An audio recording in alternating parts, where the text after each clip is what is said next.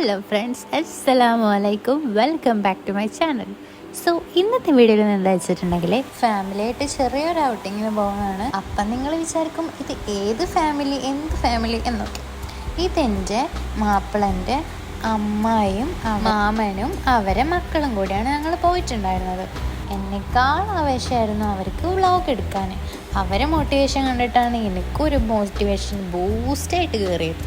കാലിക്കറ്റ് ഒന്ന് ചുറ്റിക്കറങ്ങാനായിരുന്നു ഞങ്ങളെ പ്ലാനിങ് അനുസരിച്ചിട്ട് തന്നെ ഞങ്ങൾ ലൊക്കേഷനൊക്കെ ഇട്ട് കാലിക്കറ്റ് വരെ എത്തി. കാലിക്കറ്റിലെത്തിയിട്ടും കുറേ ഒന്ന് കറങ്ങി. അങ്ങനെ ഞങ്ങൾ ഒരുപാട് കറങ്ങിയ ശേഷം എവിടെയെങ്കിലും വെച്ച് നമുക്ക് ഞം തിന്നണ്ടേ. അപ്പോൾ പിന്നെ ഞങ്ങൾ അതിനുള്ള ലൊക്കേഷൻ നോക്കി കുറേ നടന്നു. അറ്റ് ലാസ്റ്റ് ഞങ്ങൾക്കൊരു ലൊക്കേഷൻ കിട്ടി. അവിടെ വെച്ചിട്ട് ഞങ്ങൾ കാറിൽ നിന്ന് ഫുഡൊക്കെ എടുത്തിട്ട് കാറിലിരുന്നിട്ട് തന്നെ കഴിക്കാൻ പ്ലാൻ ചെയ്തു.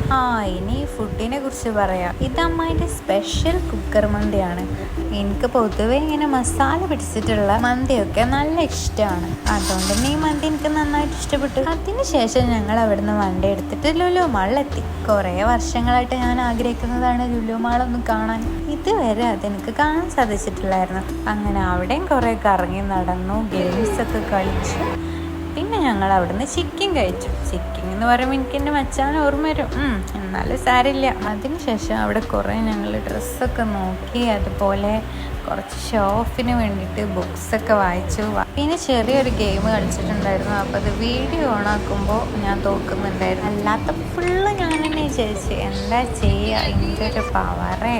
എന്നിട്ട് പിന്നെ ഞങ്ങളവിടെ കുറച്ച് ലിപ്സ്റ്റിക്കും കാര്യങ്ങളൊക്കെ ട്രൈ ചെയ്ത് ഞങ്ങൾ അവിടുന്ന് നേരെ പോയത് ബീച്ചിലേക്കായിരുന്നു. ബീച്ചിലെത്തിയപ്പോൾ ഏകദേശം ഒരു 5 സംതിങ് ഒക്കെ ആയിട്ടുണ്ടാവും. ബീച്ചിൻ്റെ മനോഹാരിതയും ആസ്വദിച്ചുകൊണ്ട് ഞങ്ങളവിടെ കുറച്ച് സമയം സ്പെൻഡ് ചെയ്തു. ഞങ്ങൾ ചായ ഉണ്ടാക്കി കൊണ്ടുപോയിട്ടുണ്ടായിരുന്നു. നല്ല അടിപൊളി ചായ ആയിരുന്നു.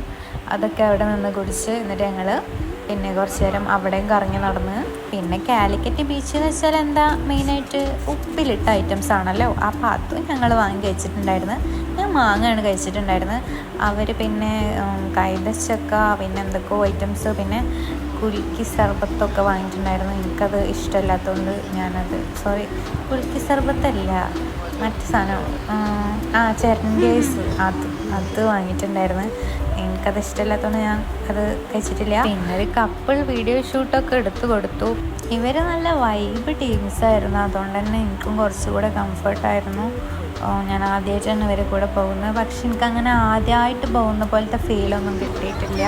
അങ്ങനെ ആയിരുന്നു കാക്കയാണെങ്കിലും അമ്മായിയാണെങ്കിലും ഒക്കെ ട്രീറ്റ് ചെയ്തിട്ടുണ്ടായിരുന്നത്. അങ്ങനെ ബീച്ചിലെ കറക്കത്തിന് ശേഷം ഞങ്ങൾ SM സ്ട്രീറ്റിലേക്ക് പോയി. അവിടെ ചെറുതായിട്ട് എന്തൊക്കെയോ പരിപാടികൾ ഉണ്ടായിരുന്നു.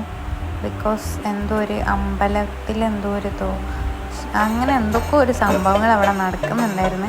അങ്ങനെ അത് കുറച്ച് നേരം കണ്ടു നിന്ന ശേഷം ഞങ്ങൾ പിന്നെ ഓരോ ഷോപ്പുകളിലും കയറി ഇറങ്ങി നടന്നു. ഞങ്ങൾക്ക് വേണ്ടത് കിട്ടുന്ന വരെ നടന്നു.